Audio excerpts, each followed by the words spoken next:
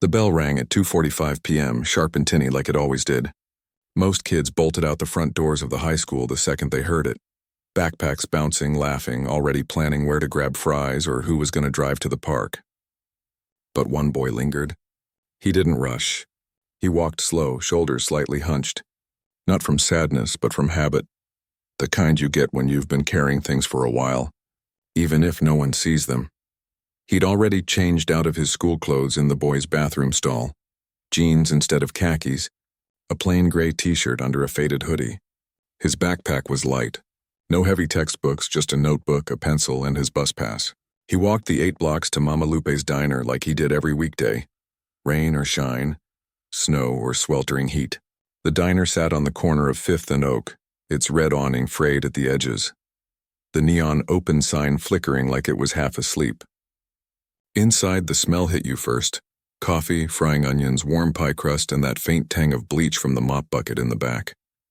He pushed through the door, the little bell jingling overhead. "Hey, you're late by 2 minutes," called Rosa, the daytime waitress, without looking up from the coffee pot she was refilling. She winked. "Just kidding. Lupe's been saving your apron." He smiled, just a small lift at the corner of his mouth, and went straight to the hook behind the counter where his apron hung, already stained with ketchup, coffee rings, and something that might have been gravy. He tied it around his waist, rolled up his sleeves, and got to work. His job wasn't glamorous. He wasn't cooking. He wasn't taking orders. He was the cleanup crew, the one who made sure the place didn't look like a battlefield after the lunch rush. He wiped down tables with a damp rag, sprayed the sticky spots with cleaner, scraped gum off the underside of chairs, yes, people still did that, swept the floor between booths, refilled the sugar caddies, and stacked clean glasses behind the counter. Sometimes if the dishwasher broke, which it did at least once a week, he'd stand at the sink for an hour, hands deep in soapy water, scrubbing plates until his fingers pruned. Most people didn't notice him. Customers talked over him, moved their purses without saying thanks, sometimes left messes on purpose just to see if he'd clean it. Once, a group of kids from his own school came in after football practice. They didn't recognize him at first, hoodie up, head down, rag in hand. When they did, one of them snorted, "Dude, you work here?" He just nodded and kept wiping. They didn't say another word to him, but he heard the whispers as they left. Man, that's rough, but he didn't mind. Not really, because every hour he worked was another $12.50 in his pocket, and every dollar mattered. At home, things were quiet, not peaceful quiet, more like the kind of quiet that comes when everyone's holding their breath. His mom worked as a home health aide, driving from one elderly client to the next, helping with baths, meals, medicine. She left before sunrise and came back long after dark, her feet swollen, her eyes tired. There was no dad in the picture, never had been. Just him, his mom, and his little sister, who was 10 and had asthma that flared up whenever the weather changed or the rent went up, which seemed to happen together, somehow. Last month, his sister needed a new inhaler. Insurance covered part of it, but not all. He'd handed over 3 shifts worth of tips without saying a word. His mom found out anyway. She cried that night in the kitchen, standing by the sink with her back to him, shoulders shaking. He pretended not to see, pretended he was just getting a glass of water. But he remembered the sound, soft, muffled, like she was trying not to wake anyone even though everyone was already awake. So yeah, wiping tables didn't feel like a punishment. It felt like doing something, like being useful, like keeping the world from tipping over, even just a little. The dinner rush started around 5 p.m. Truckers, nurses getting off shift, old men who'd been coming to Mama Lupe's since it opened in the 80s. They all shuffled in, ordered meatloaf or chicken fried steak, and talked about the weather or the news or nothing at all. He moved between the tables like a shadow, clearing plates, refilling water, never interrupting. But he paid attention. He noticed when Mrs. Gable, who came in every Tuesday and Thursday, started struggling to hear the waitress. So he began writing her order on a little notepad and showing it to her with a smile. She'd pat his hand and say, "Bless you, honey," in a voice like wind through dry leaves.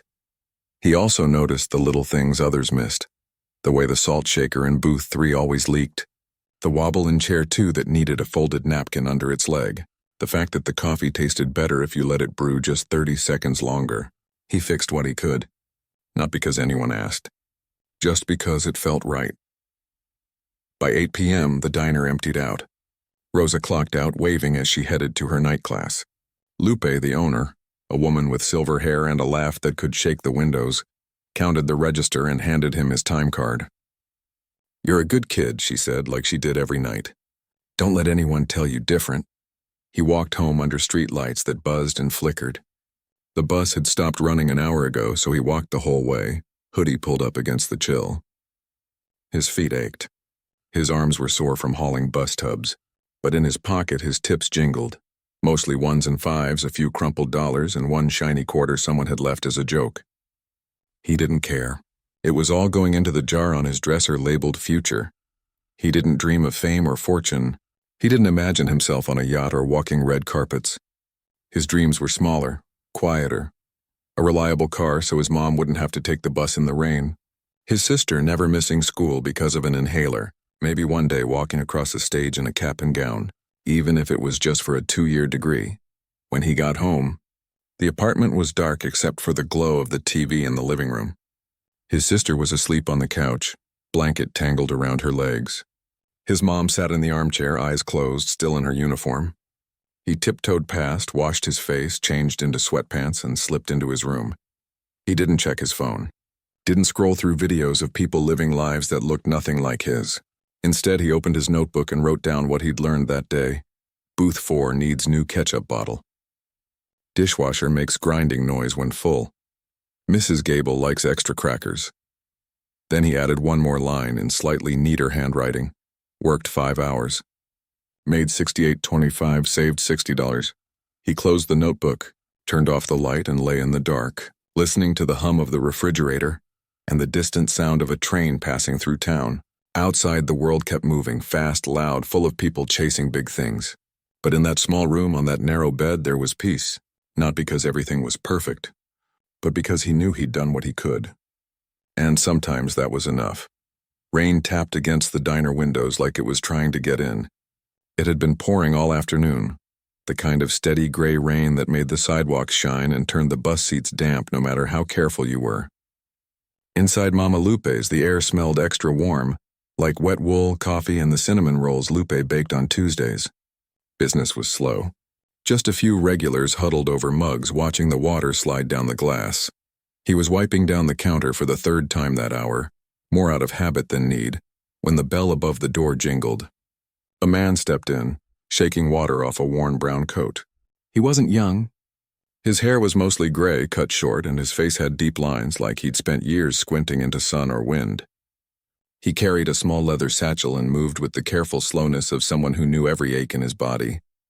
He didn't say much, just nodded at Lupe and slid into the last booth by the window. "Black coffee, and maybe a slice of that apple pie if it's still good," he said, voice rough but kind. "Still warm," Lupe called back, already plating it. The boy finished the counter, then moved to clear a nearby table.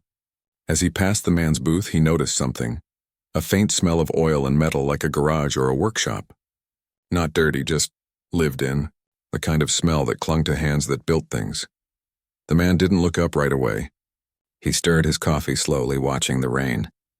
But when the boy came back to refill the sugar caddy at the next table, the man glanced over. Not in a creepy way. More like he was studying him, how he moved, how he worked, how he never rushed even when there was nothing left to do. That became the pattern. Every Tuesday and Thursday, same time, same booth. Black coffee. Apple pie. Sometimes he'd read a newspaper, sometimes just sit and stare out the window. He never left a big tip, but he always left exact change and a clean table. No crumbs, no spills. Napkin folded neatly beside his plate. One Thursday, the boy was sweeping near the booth when the man spoke. "You always work this hard, or just when someone's watching?" The boy paused, broom in hand. "Always, I guess." The man nodded like that answered a question he hadn't asked out loud. "You got good hands," he said after a moment. "Strong but careful. Like you know how things fit together." The boy didn't know what to say to that. He just shrugged and kept sweeping.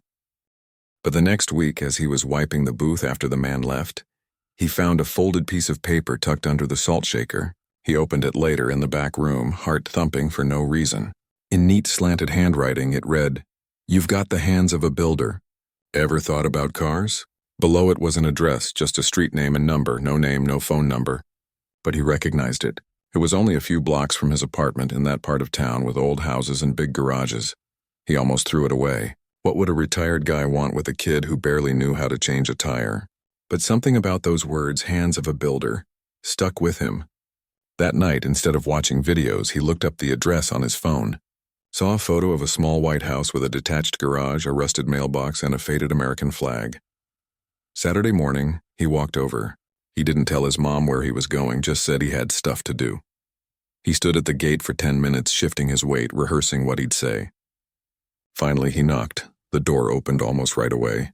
The man stood there, wearing grease-stained jeans and a flannel shirt. A wrench tucked in his back pocket. "Took you long enough," he said, but he was smiling. Inside the garage, it was like stepping into another world. Not fancy, no shiny tools or neon lights, but everything had its place. Shelves lined the walls with labeled bins, sockets, spark plugs, gaskets, brake pads.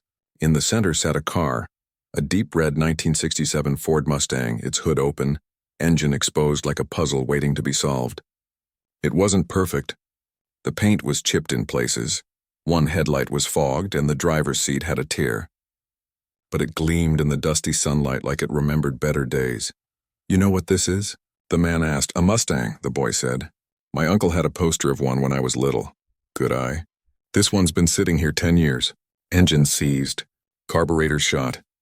Tires are flat. But the frame? Solid. The heart's still there. You just gotta listen for it."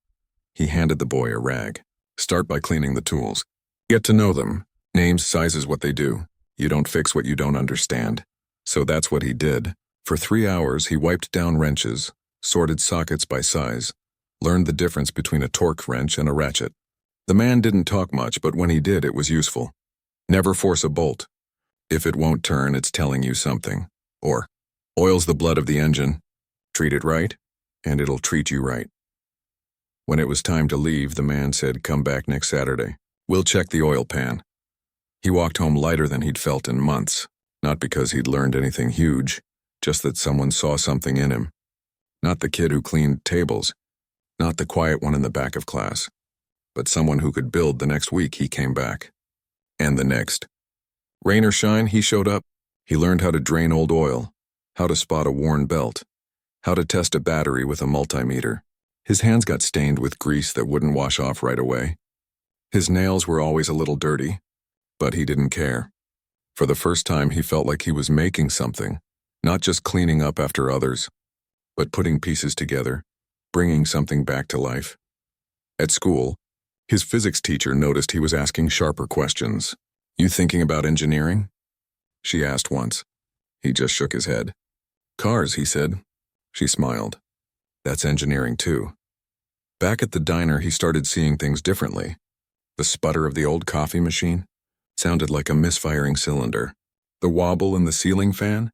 Unbalanced, just like a tire. He didn't say any of this out loud, but inside his mind was clicking, connecting. One afternoon, Mrs. Gable's ancient Buick wouldn't start in the parking lot.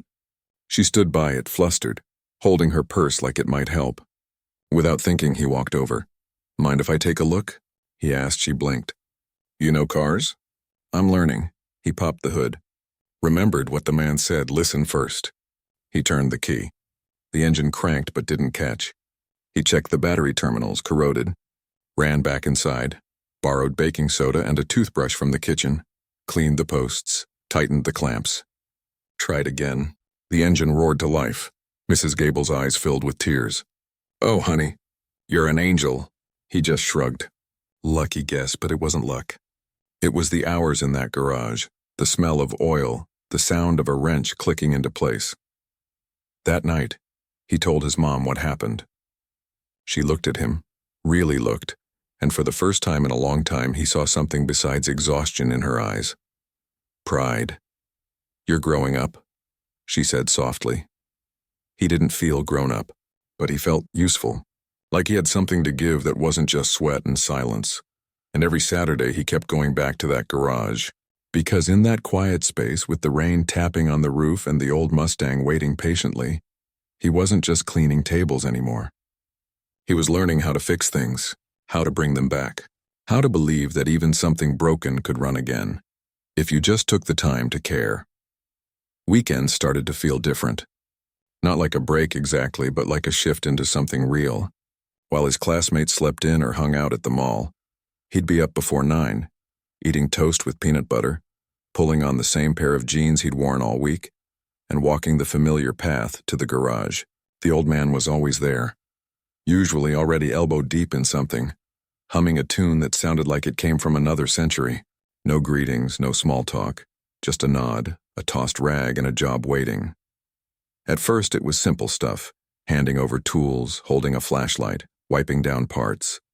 But slowly the tasks got harder. One Saturday the man pointed to the Mustang's engine and said, "Today you're rebuilding the carburetor." The boy froze. "I don't even know what that is." The man just raised an eyebrow. "Then you better learn fast," so he did. He spent the whole day with a manual spread open on the workbench, fingers tracing diagrams, asking questions until his voice went hoarse. The man never got impatient. He'd just say, "Try it. If it breaks, we'll fix it. If it doesn't, you'll remember it forever." And somehow, by sunset, the carburetor was back together, and the engine purred like a cat when they fired it up. That sound, deep, smooth, alive, stuck with him. It wasn't just noise. It was proof. Proof that effort meant something. That paying attention mattered. That broken things could be made whole again. Back at school, people started noticing changes. Not in a flashy way, but his physics teacher pulled him aside after class one day. "You've been asking questions like you actually care," she said, half teasing. He just nodded. "I do." She smiled and handed him a brochure for a local technical college, automotive technology program. "Keep this," she said, "just in case." He tucked it into his notebook next to his list of diner tips and repair notes. He didn't tell anyone about it, not even his mom, but he read it 3 times that night under his desk lamp. Meanwhile, word began to spread around the neighborhood. Not loud, just quiet whispers. "That kid from the diner fixed Mrs. Gable's car. Then, helped Mr. Chen jumpstart his delivery van with just a screwdriver and some wire. Then, showed up at the community center with a toolbox and taught 3 guys how to change their own oil for free. He didn't plan any of it. It just happened." Someone would ask, and he'd say yes. He'd show up with rags, a socket set he'd bought with saved tips and the patience the old man had taught him. He never charged money. "Just bring snacks next time," he'd say, "or pay it forward when you can." One afternoon, a classmate pulled him aside after school. "My mom's car's making this weird noise," he said, looking embarrassed. "She can't afford a mechanic right now." The boy didn't hesitate. "Bring it by the garage Saturday. I'll take a look." He spent the whole morning listening to the engine crawling under the chassis, checking belts and fluids. Turned out it was a loose heat shield, rattling like a ghost every time the car hit 40 mph. He tightened 2 bolts. Problem solved. The classmates stared at him like he'd performed magic. "Dude, how'd you even know that?" He just shrugged. "Cars talk. You just gotta listen." That night his little sister asked him, "Are you gonna be a mechanic?" He thought about it. "Maybe. Or maybe I'll open my own shop someday. One where people don't get ripped off just 'cause they don't know how things work." She nodded like that made perfect sense. Then she added, "Can you fix my bike tire?" He laughed. "Already did, while you were at soccer." At the diner, he still worked his shifts, still wiped tables, swept floors, refilled ketchup bottles. But now, when he looked at the sputtering coffee machine or the flickering sign outside, he didn't just see problems. He saw puzzles. He asked Lupe if he could take a look at the dishwasher. She laughed. "Go ahead, but if you break it, you're washing dishes by hand for a month."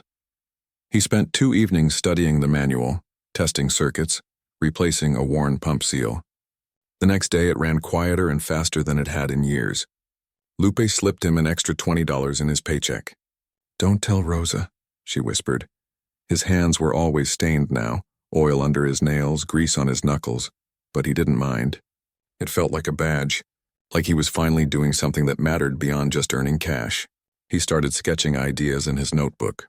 A mobile repair van for seniors, a weekend workshop for teens, a tool library where people could borrow what they needed instead of buying expensive gear they'd only use once.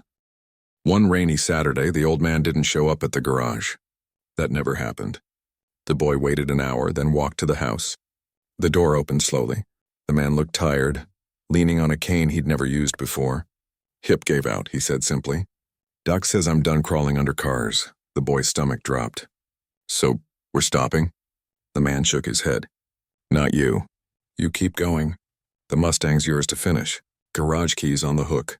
Tools stay, just don't let it gather dust. For a moment, the boy couldn't speak. He'd never been given anything like this. Something real, something valuable, something built with care. I don't know what to say, he finally managed. Say you'll keep listening, the man said. That's all I ever wanted. After that, the garage became his second home. He worked on the Mustang every chance he got, replacing the radiator, tuning the ignition, sanding rust spots, and repainting them by hand. He saved every spare dollar for parts. Sometimes he'd stay until dark. The single bulb overhead casting long shadows. The radio playing old rock songs. His hands moving with a rhythm he didn't even think about anymore.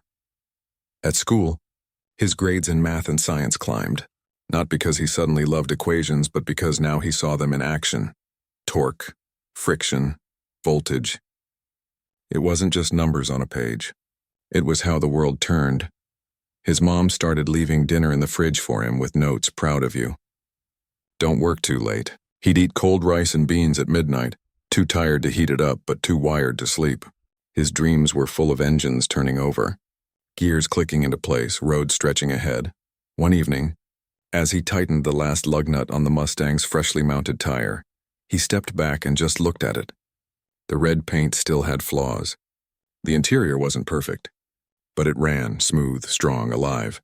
He ran his hand along the fender, cool metal, solid, real. He thought about all the tables he'd wiped, all the nights he'd walked home tired and quiet. None of it felt wasted now. It had all led here, to this moment, this car, this feeling that he wasn't just surviving, but building something, and he knew deep down, this was only the beginning. The idea came to him on a quiet Tuesday night, while he was polishing the last bit of rust off the Mustang's fender. The old man hadn't been able to come by in weeks. His hip surgery had slowed him down more than he'd expected, but he still called every few days, asking how the car was running, if the carburetor was holding steady. You should show it off, he'd said during their last call. Not for glory, just so people see what care can do. So the boy decided to throw a small open house. Nothing fancy. Just an afternoon in the garage, the Mustang parked out front, maybe some coffee and store-bought cookies. He printed 10 flyers by hand and taped them to the community center bulletin board, the laundromat, and the diner window. At the bottom, he wrote, "Come see a car brought back to life." All welcome. He didn't expect much. Maybe a few neighbors, Mrs. Gable, a couple of curious kids from down the street. He spent the whole week cleaning the garage, sweeping oil stains, organizing tools, even hanging string lights from the rafters so it wouldn't feel so dark. He polished the Mustang until it gleamed, the red paint catching the sunlight like it remembered its glory days. Saturday morning arrived cool and clear. He set up a folding table with paper cups, a thermos of coffee, and a plate of oatmeal cookies his mom had baked. He wore his cleanest jeans and a t-shirt with no holes, still simple but presentable. By 10 a.m., he was pacing near the driveway, heart thumping like he was waiting for a test result. At 10:15, the first car pulled up. Not a neighbor's beat-up sedan, but a sleek black Lexus SUV. A man in a pressed shirt stepped out, walked straight to the Mustang, and ran his hand along the hood like he was touching something sacred. "Did you do all this yourself?" he asked, voice low with respect. The boy nodded. "Mostly had help." The man turned, eyes sharp but kind. "I own a hybrid repair shop downtown. We've been looking for someone with real hands-on skill. You ever think about an apprenticeship?" Before he could answer, another car rolled in, a silver Tesla quiet as a whisper, then a vintage Porsche, its engine humming like a song, then a lifted truck with mud flaps and a tool rack. One by one, expensive cars lined the street outside the modest garage, their drivers stepping out not in judgment but in awe. Word had spread faster than he realized. Someone had seen the flyer, posted it in a local car club group. Another had told a friend who worked at a luxury dealership. A retired engineer who'd restored classic cars for decades showed up with his grandson, pointing out details only another builder would notice.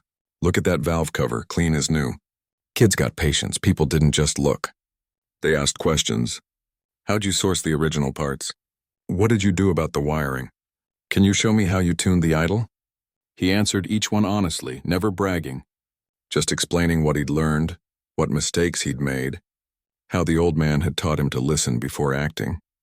A woman in a business suit introduced herself as the director of a local trade foundation. We offer full scholarships for students in automotive tech, she said. You'd be a perfect candidate. She handed him a card. But her eyes said more. We see you. Another man, sleeves rolled up, grease already on his hands despite his nice shoes, said, I run a shop that specializes in European cars. We pay apprentices $18 an hour plus tools. You interested? He didn't say yes right away. Didn't say no. He just thanked them, poured them coffee, and kept talking about the car, about how the engine had coughed for weeks until he realized the fuel line was kinked, how he'd stayed up 3 nights sanding the door panel by hand because he didn't want to rush it. His mom showed up around noon, holding his sister's hand.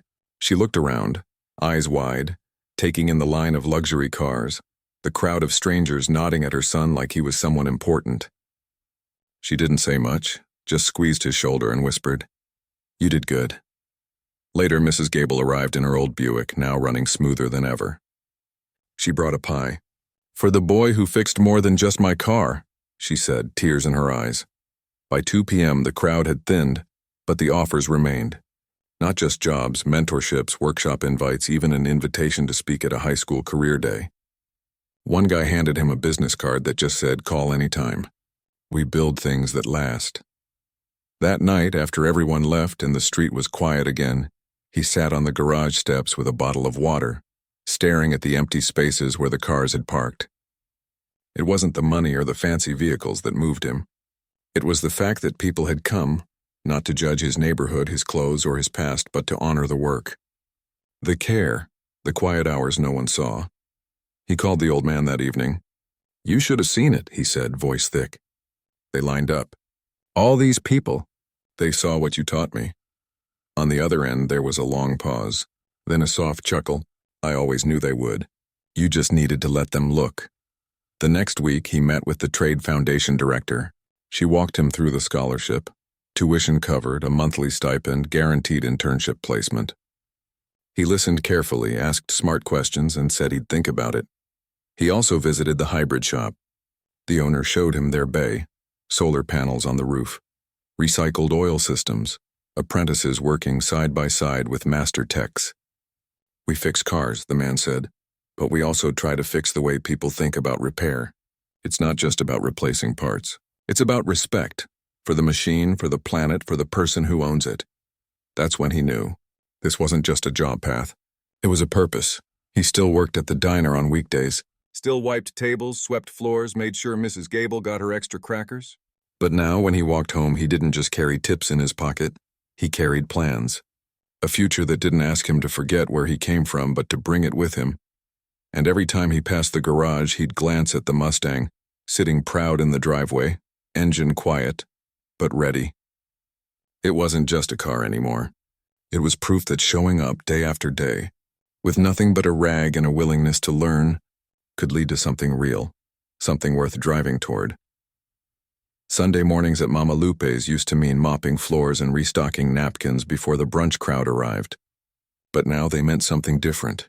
Now he walked through the diner's front door not in a stained apron, but in clean jeans and a soft cotton shirt, holding 2 menus like any other customer. He slid into a booth near the window, the same one the old man used to sit in, and waited. When his mom walked in a few minutes later, still in her scrubs from an early shift, she looked around like she wasn't sure she was in the right place. He waved her over. Sit, he said, pulling out her chair. I got it. She hesitated, then smiled that tired, proud smile he'd come to know so well. Since when do you treat me to pancakes? Since I could, he said simply. Lupe came over herself, not Rosa, and set down 2 plates stacked high with buttermilk pancakes, crispy bacon, and a side of fresh fruit. On the house, she said, patting his shoulder. You've earned every bite. They ate in comfortable silence at first, the clink of forks and the murmur of other diners filling the space between them. Outside, the sun was bright, kids rode bikes down the street, and the world felt ordinary, just like always. But everything had changed. He'd started his apprenticeship 2 months ago at the hybrid repair shop downtown. Mornings were spent under hoods, learning how electric motors worked alongside traditional engines, how to recalibrate battery systems, how to explain complex repairs in plain language so customers didn't feel lost. Afternoons, he attended community college, automotive technology, just like the brochure his physics teacher had handed him all those months ago. It wasn't easy. Some nights he fell asleep over textbooks, grease still under his nails, but he never missed a class, never skipped a shift at the shop. And every Friday he deposited half his paycheck into a new savings account labeled Mom's Car Fund. His little sister's asthma hadn't flared up once since he'd helped his mom switch to a cleaner laundry detergent and got their apartment's air filter changed. She'd even started a fix-it club at school, teaching her friends how to patch bike tires and tighten wobbly chair legs. "I'm going to be an engineer," she told him proudly. He just ruffled her hair and said, "You already are." Back at the garage, the one that still carried the old man's name on the mailbox, he kept the Mustang running like a dream. But it wasn't just a showpiece anymore. On weekends, he opened the doors to neighborhood kids, letting them hold wrenches, ask questions, learn how to check oil or change a headlight. No charge, no pressure, just space to try, to fail, to fix. One Saturday, the old man came by in his wheelchair, pushed by his daughter. He couldn't stand for long, but he sat in the shade and watched as the boy showed a group of teenagers how to bleed brake lines. "You're doing it better than I ever did," he said later, voice rough with emotion. "How's that?" The boy asked. "I taught hands. You're teaching hearts." Now, as he and his mom finished their pancakes, Lupe brought over coffee refills and a slice of peach pie for the road. Regulars waved from their booths, truckers, nurses, retired teachers, all of them smiling like they'd watched him grow up right there between the salt shakers and the syrup bottles. After they paid, he insisted on covering it, even though Lupe tried to refuse. They walked home slowly, side by side. His mom didn't say much, but her hand brushed his arm once like she needed to make sure he was real. That evening, he stopped by the old man's house. He didn't go inside, just stood by the garage and looked at the wall near the workbench. There, in a simple wooden frame, hung a photo taken the day of the open house. Him, covered in light grease, holding a wrench, standing beside the gleaming red Mustang. The old man had printed it himself, taped a note to the back that read, "The best thing I ever helped build wasn't a car. It was you." He didn't cry, but his throat got tight and he stayed there a long time, listening to the quiet hum of the neighborhood, the distant bark of a dog, the buzz of a lawnmower, the soft creak of the garage door as the evening breeze nudged it. Life wasn't perfect. Rent was still high. His mom still worked long hours. Some days he still felt like the kid who wiped tables while others dreamed big. But those dreams didn't feel out of reach anymore. They felt like something he was walking toward, one honest day at a time. A few weeks later, he bought his mom a used but reliable sedan, nothing flashy, just safe, fuel-efficient, with good brakes and a clean engine. When he handed her the keys, she didn't say a word. She just hugged him so tight he could feel her heartbeat against his chest. Now, on Sundays, she didn't take the bus in the rain. She drove. He still visited Mama Lupe's, not to work, but to sit, to listen, to remember. Sometimes when a new kid started on cleanup duty, shy, shoulders hunched, eyes down, he'd leave an extra tip with a note. "You're seen. Keep going," because he knew what it felt like to be invisible, and he knew what it felt like to be seen. The expensive cars that had once lined the street outside the garage, they weren't symbols of a world he couldn't enter. They were proof that hard work, done quietly and consistently, could open doors without knocking. Not because he'd asked for them, but because he'd shown up again and again with respect in his hands and care in his heart. He didn't need fame. Didn't need millions. What he had was enough. A trade he loved, a family he could support, a community that knew his name not for what he owned, but for what he gave. And every night before he turned off the light, he'd look at the jar on his dresser, now labeled Next Step, and smile. Not because it was full, but because it was growing. One honest dollar, one repaired engine, one act of quiet kindness at a time. Outside, the world kept rushing. But inside his small life, there was peace. Not the kind that comes from having everything, but from knowing you're exactly where you're supposed to be. Doing work that matters, for people who matter most. And sometimes that's the richest thing of all. He never planned to go back to the diner for work.